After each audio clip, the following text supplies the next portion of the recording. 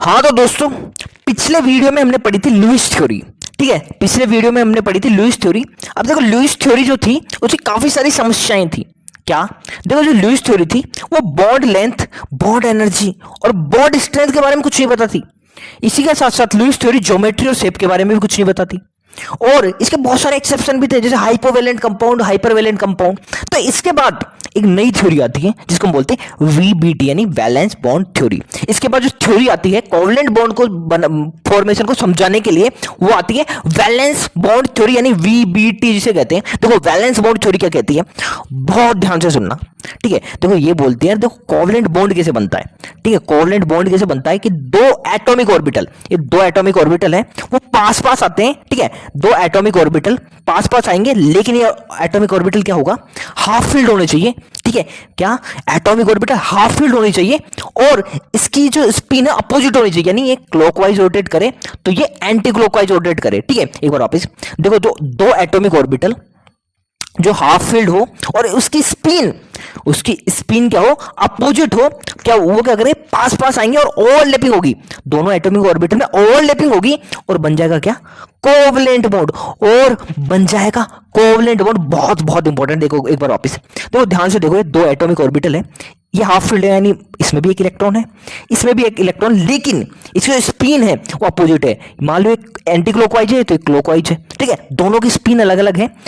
होगा क्या, ये दोनों पास पास आएंगे एटॉमिक ऑर्बिटल, इनमें ओवरलैपिंग होगी और बन जाएगा कोवलेंट बॉन्ड, और बन जाएगा कोवलेंट बॉन्ड। एक बार लास्ट बार वापस देखो, कोवलेंट बॉन्ड कैसे बनता है वीबीटी के अकॉर्डिंग, दो है ना एटॉमिक ऑर्बिटल है ना हाफ फील्ड है होने चाहिए और अपोजिट स्पिन होने चाहिए। ठीक है, तो हाफ फील्ड अपोजिट स्पिन के दो एटॉमिक ऑर्बिटल है वो पास पास आएंगे, उनमें ओवरलैपिंग होगी और बन जाएगा कोवलेंट बॉन्ड। ठीक है, अब देखो ये होगी, ये बात होगी।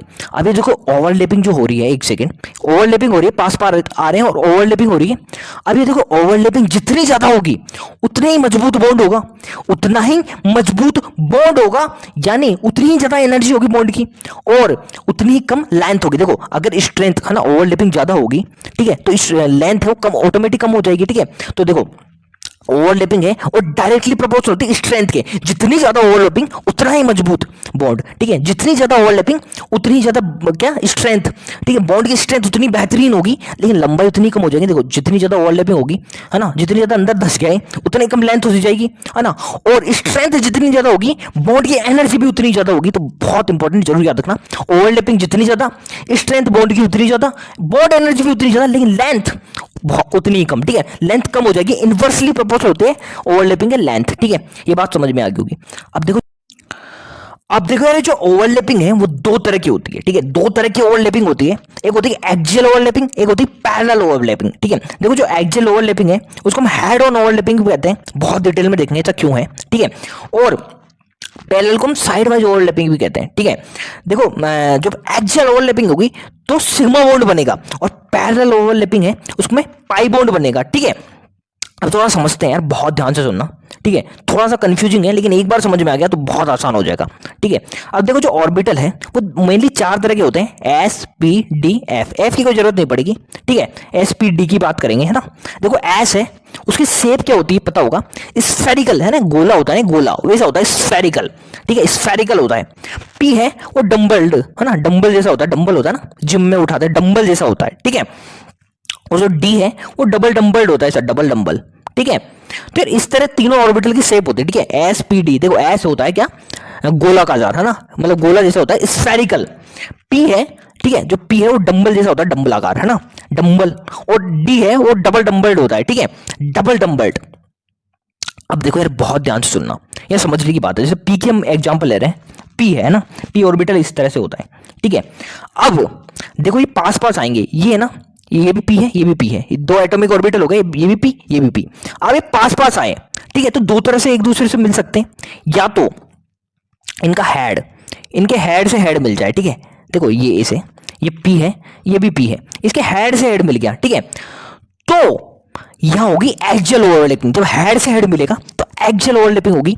और अगर ये साइड वाइज मिले, ठीक है, जैसे ये पी ऐसे साइड वाइज मिले तो जो ओवरलैपिंग होगी वो होगी क्या, पैरेलल ओवरलैपिंग। ठीक है यार, बहुत इंपॉर्टेंट है। एक बार वापस देखो, जो पी की हम पी, सबसे पहले हम पी का एक एग्जांपल लेके चल रहे हैं, फिर हम और भी देखेंगे। तो पी ऑर्बिटल है।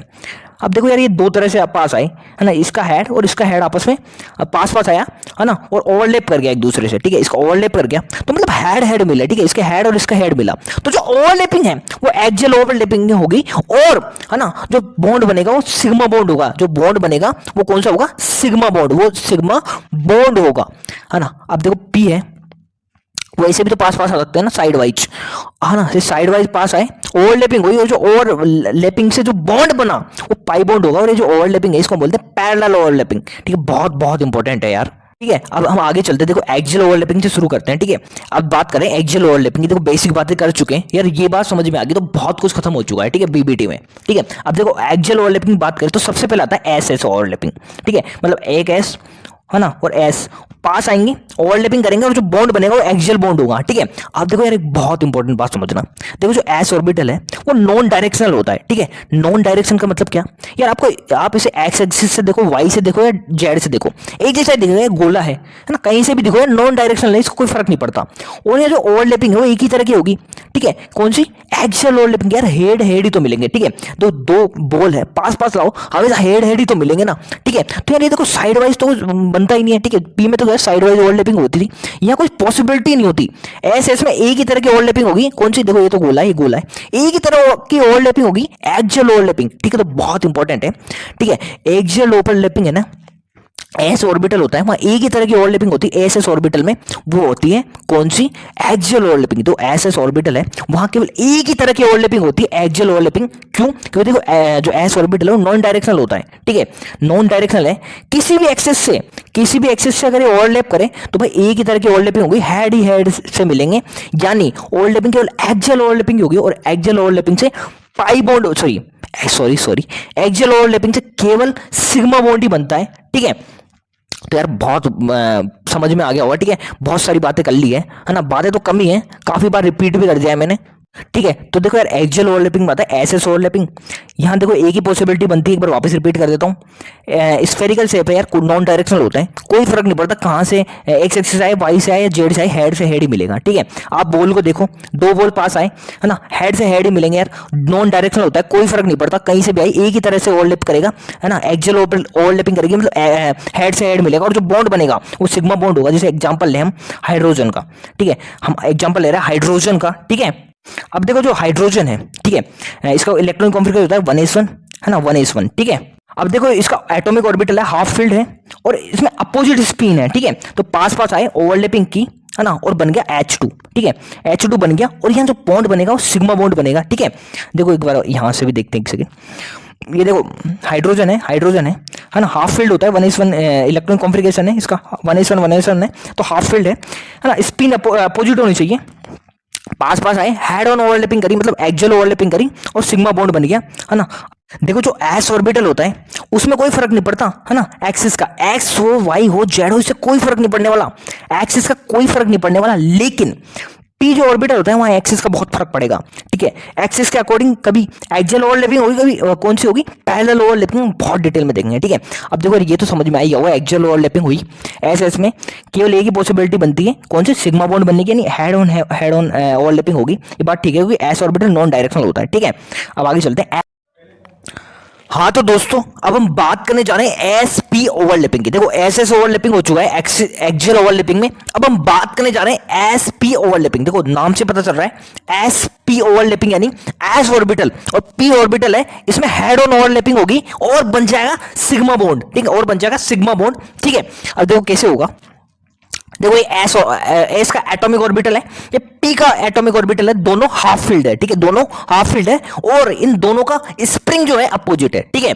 अब क्या होगा, बहुत ध्यान से देखो, ठीक है, देखो एस है और पी है, दोनों एक्स एक्सिस, देखो जो ओवरलैपिंग होगी वो एक्स एक्सिस में होगी, है ना, ये पास पास आएंगे एस एक्सिस में, और देखो हेड से हेड मिलेंगे, ठीक है, हेड ऑन ओवरलैपिंग होगी, यानी एक्सियल ओवरलैपिंग होगी, और बन जाएगा साहब क्या? सिग्मा बॉन्ड, और बन जाएगा सिग्मा बॉन्ड। एक बार वापस देखो, एस पी ओवरलैपिंग देख रहे थे, यानी एस ऑर्बिटल और पी ऑर्बिटल है, पास पास आएंगे और ओवरलैपिंग होगी, और ये अभी हम जो पढ़ रहे हैं वो एक्सियल ओवरलैपिंग है, मतलब हेड से हेड मिलेंगे, और हेड से हेड मिलेंगे तो बन जाएगा सिग्मा बॉन्ड, और बन जाएगा सिग्मा बॉन्ड, ठीक है।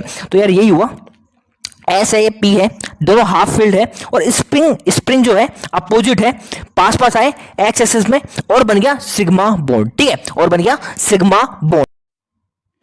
हाँ तो दोस्तों, अगर हम एग्जाम्पल की बात करें तो जो हाइड्रोजन और फ्लोरीन है, इसके बॉन्ड की हम बात करें, देखते हैं कैसे बनता है। ठीक है, देखो जो हाइड्रोजन है इसका इलेक्ट्रॉनिक कॉन्फिगरेशन होता है 1s1, और फ्लोरीन का होता है ये 1s2 2p5। ठीक है, अब देखो फ्लोरीन है, इसके आउटर मोस्ट ऑर्बिट की बात करेंगे। ठीक है, तो ये कुछ इस तरह से होता है 2p5, है ना। तो और देखो जो p है, 3 ऑर्बिट होते हैं पी में, तो जब एक पी है वो हाफ फील्ड है।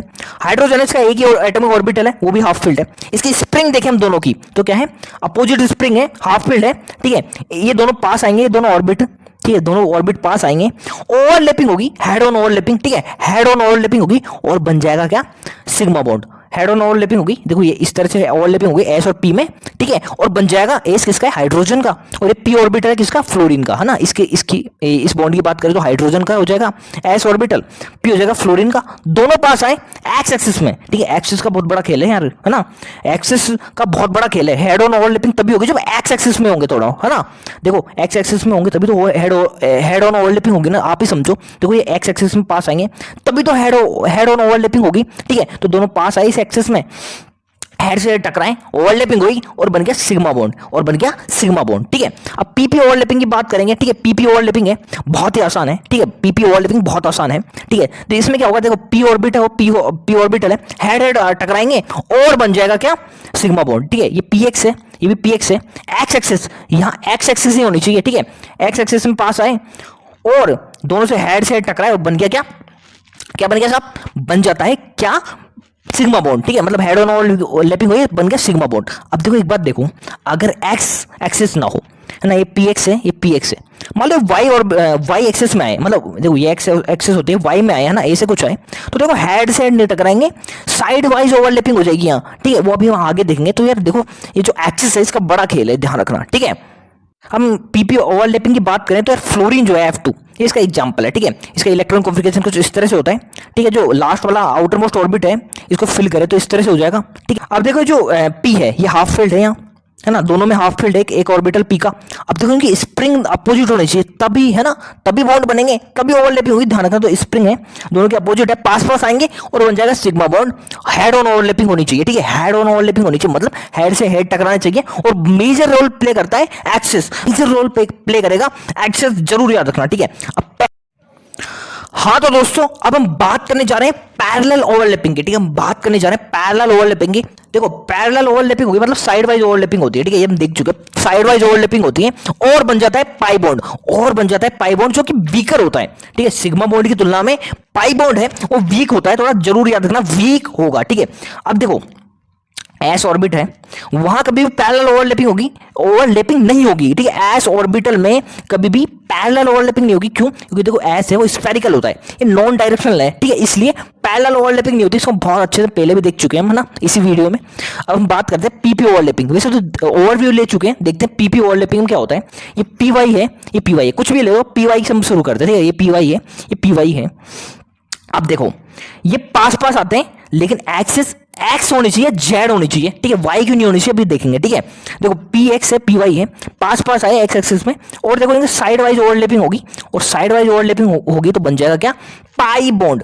अब देखो अगर पी वाई एक्सिस में ही आते हैं, देखो पी वाई है, ये पी वाई है, पी वाई एक्सिस में आए तो देखो हेड से टकराएंगे, यहाँ तो सिग्मा बॉन्ड बन जाएगा साहब, सिग्मा बॉन्ड बन जाएगा, ना कि पाए, है ना। हम तो पैरेलल ओवरलैपिंग देख रहे हैं ना, मतलब साइड वाइज ओवरलैपिंग होनी चाहिए। तो देखो एक्सिस है तो एक्स होनी चाहिए, जेड होनी चाहिए, सेम एक्सिस होगी तो हेड ओवर लैपिंग हो जाएगी। ठीक है, अगर सेम एक्सिस होगी तो हेड ऑन ओवरलैपिंग हो जाएगी। ठीक है, और बन जाएगा सिग्मा बॉन्ड। ठीक है, अब देखो जो पैरेलल ओवरलैपिंग है, इसमें सेकंड टाइप है वो है पीडी ओवरलैपिंग। ठीक है, जो पीडी ओवरलैपिंग है जनरली पैरेलल ओवरलैपिंग में ही होती है। ठीक है, पीडी ओवरलैपिंग जनरली हमको कहाँ दिखने को मिलेगी, पैरेलल ओवरलैपिंग में देखने को मिलेगी। एक्सियल ओवरलैपिंग में पीडी ओवरलैपिंग नहीं होगी। देखो क्यों, देखो जो पी है, ये पी है, और ये डी है।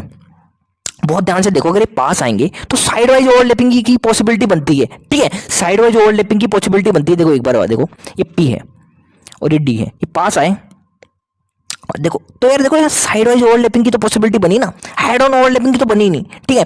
तो यार जो पीडी ओवरलैपिंग है ना, ये पैरेलल में दिखती है, और जो बॉन्ड बनेंगे पैरेलल ओवरलैपिंग होगी, मतलब साइड वाइज ओवरलैपिंग होगी, तो क्या बनेगा, बहुत आसान, पाई बॉन्ड बनेगा, ठीक है। डीडी ओवरलैपिंग है, ये भी जनरली कहाँ होगी, पैरेलल ओवरलैपिंग में ही होगा, ठीक है। डी है और डी है, पास आएंगे पैरेलली, है ना, पैरेलल ओवरलैपिंग होगी, मतलब साइड वाइज ओवरलैपिंग होगी, और बन जाएंगे पाई बॉन्ड, और बन जाएंगे पाई बॉन्ड, ठीक है, बहुत ही आसान। हाँ तो दोस्तों, हम ऑक्सीजन की बात करते हैं। देखो जो ऑक्सीजन होता है उसमें दो बॉन्ड होते हैं, देखो एक होता है सिग्मा, एक पाई। अब एक बहुत बहुत इंपॉर्टेंट बात, जब भी ओवरलैपिंग होगी तो जो पहला बॉन्ड बनता है वो हमेशा सिग्मा होता है, ठीक है। जब भी ओवरलैपिंग होती है जो पहला बॉन्ड बनेगा हमेशा सिग्मा होगा, जरूर याद रखना, ठीक है। अब देखो जो ऑक्सीजन है उसका इलेक्ट्रॉनिक कॉन्फ़िगरेशन कुछ इस तरह से होता है, 1s2 2s2 2p4, ठीक है। 2p4 है, देखो p है, उसमें 3 एटॉमिक ऑर्बिटल होते हैं, ठीक है। तो देखो इलेक्ट्रॉन अगर हम फिल करेंगे तो 1 2 3 4 है, आउटर मोस्ट ऑर्बिट में 4 इलेक्ट्रॉन है, तो 4 इस तरह से फिल हो जाएंगे, और 2 एटॉमिक ऑर्बिटल है वो हाफ फिल्ड रह जाएंगे, ठीक है। 2 एटॉमिक ऑर्बिटल हाफ फिल्ड हो जाएंगे। अब देखो कंडीशन क्या है, ओवरलैपिंग की कंडीशन क्या है, यानी कोवलेंट बॉन्ड बनने की कंडीशन क्या है, कि जो एटॉमिक ऑर्बिटल है हाफ फिल्ड होना चाहिए और अपोजिट स्पिन होना चाहिए। तो देखो यार, यहाँ हाफ फिल्ड है atomic orbital, 2 atomic orbital half filled है, और स्पिन भी क्या है, अपोजिट है, ठीक है। देखो होगा क्या, एक एटॉमिक ऑर्बिटल ना, ये है ना, ये पहला वाला एटॉमिक ऑर्बिटल है, पास पास आएंगे, और जो ओवरलैपिंग होगी पहली बार वो होगी हेड ऑन ओवरलैपिंग, यानी एक्सियल ओवरलैपिंग, हेड से टकराएंगे, ठीक है। इनका एक्सेस एक्स होगा, और बन जाएगा एक सिग्मा बॉन्ड, ठीक है। और जो दूसरे वाला एटॉमिक ऑर्बिटल है, ठीक है, दूसरा वाला एटॉमिक ऑर्बिटल है, इसमें क्या होगा, साइड वाइज ओवरलैपिंग होगी, ठीक है। और बन जाएगा क्या, पाई बॉन्ड, ठीक है, और बन जाएगा पाई बॉन्ड। देखो इस तरह से कुछ होगा, देखो यार ये है, ठीक है। देखो यार ये है पी एक्स, ठीक है, ये पी एक्स है, पास पास आए एक्स एक्सिस पे, और क्या हो गया, ये हेड ऑन ओवरलैपिंग होगी। अब ये पी वाई है, ठीक है, ये पी वाई है, ये एक्स एक्सिस में पास आए, पर यहाँ क्या होगी, यहाँ होगी क्या बोलते हैं, साइड वाइज ओवरलैपिंग, ठीक है, साइड वाइज ओवरलैपिंग, और बन जाएगा क्या, पाई बॉन्ड, ठीक है। यहाँ सिग्मा बॉन्ड बनेगा और यहाँ पाई बॉन्ड बनेगा, ठीक है। देखो पी एक्स से पास आएंगे एक्स एक्सिस पे, और बन जाएगी, मतलब हेड और ओवरलैपिंग होगी तो बन जाएगा सिग्मा बॉन्ड। और ये पी वाई है, एक्स एक्सिस में अगर पास आएंगे तो बन जाएगा क्या, साइड वाइज ओवरलैपिंग होगी तो बन जाएगा क्या, पाई बॉन्ड। जरूर याद रखना। इस तरह से यार ये O2 है, इसमें सिग्मा और पाई बॉन्ड बनते हैं, ठीक है। अब देखो कुल मिला के बहुत इंपॉर्टेंट बात ये है, ठीक है, बहुत इंपॉर्टेंट बात है। देखो एक्सियल ओवरलैपिंग कहाँ हो रही थी, एस, ठीक है, एस ऑर्बिटल जब ओवरलैपिंग करते हैं एक्सियल ओवरलैपिंग होती है, और यहाँ तो केवल और केवल एक्सियल ओवरलैपिंग ही होगी, और कोई पॉसिबिलिटी नहीं है, ठीक है। एस में केवल और केवल एक्सियल ओवरलैपिंग होती है।